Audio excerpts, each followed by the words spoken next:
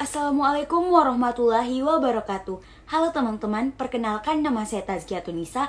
Kali ini kita akan membahas mengenai teori retorika. Jadi, apa itu teori retorika?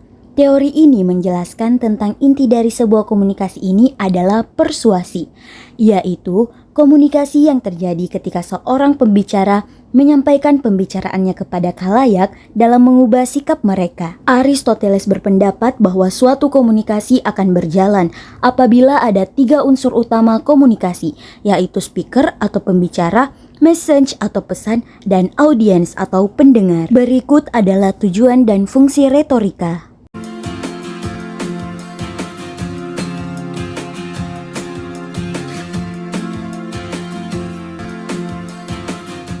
Selanjutnya, kanon atau hukum retorika.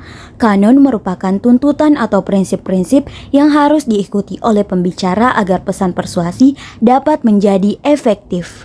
Ada 5 kanon retorika. Yang pertama, penemuan. Yang kedua, aransemen. Yang ketiga, gaya. Yang keempat, ingatan. Dan yang kelima adalah penyampaian. Selanjutnya, asumsi teori retorika. Teori retorika dari Aristoteles ini memiliki 2 asumsi sebagai berikut. 1. Pembicara yang efektif harus mempertimbangkan khalayak mereka. 2. Pembicara yang efektif menggunakan beberapa bukti dalam presentasi mereka. Mari kita bahas asumsi teori retorika yang pertama. Pembicara yang efektif harus mempertimbangkan khalayak mereka. Asumsi ini mengarah pada konsep analisis khalayak. Komunikasi merupakan proses transaksional. Dalam konteks public speaking, Aristoteles merasa bahwa pendengar sangat penting bagi efektivitas seorang pembicara. Bisa dikatakan bahwa pada akhirnya para pendengar yang menentukan akhir dan tujuan dari pesan yang diterima. Selanjutnya, asumsi teori retorika yang kedua, pembicara yang efektif menggunakan beberapa bukti dalam presentasi mereka.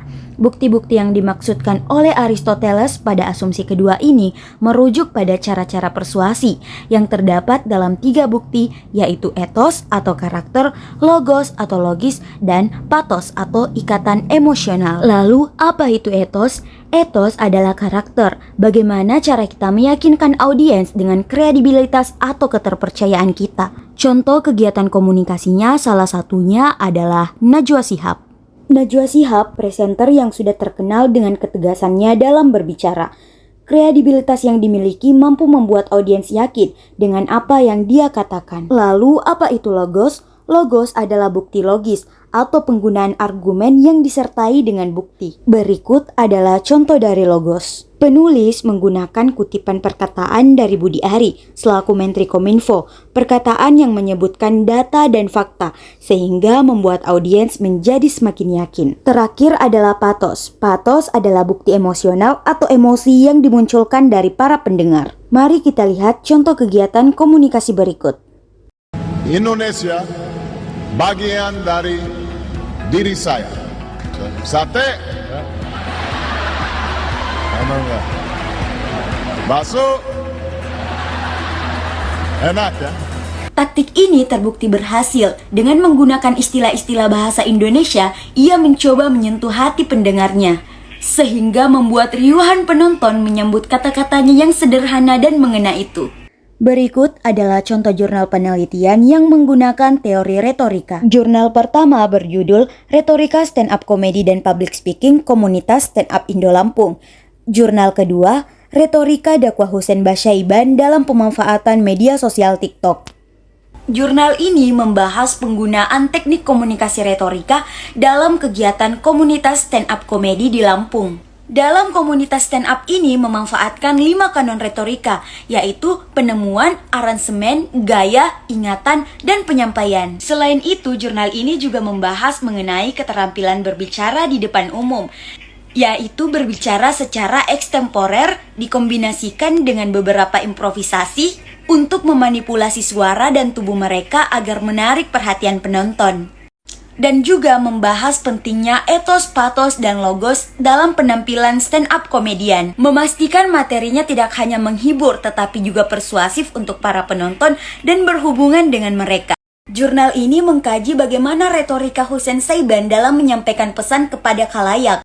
Retorika Husain singkat, jelas, unik, dan memiliki daya tarik modern, sehingga menarik para pemirsa milenial. Selain itu, ia juga menyampaikan pesan-pesan dakwanya dengan menggunakan bukti yang relevan, yang berasal dari Al-Quran dan hadis, sehingga membuat para pendengarnya menjadi semakin yakin dan melihat Husain menjadi orang yang terpercaya untuk menyampaikan pesan-pesan Islami. Husain menyampaikan pesan-pesan dakwah Islami secara efektif kepada khalayak, karena penyampaian yang relevan, mudah dipahami, dan memiliki retorika yang baik. Dari kedua jurnal tersebut dapat disimpulkan bahwa penyampaian pesan dengan menggunakan teori retorika dapat menjadi sebuah komunikasi yang efektif. Baiklah, sekian penjelasan dari saya Tazkiyatun Nisa, terima kasih.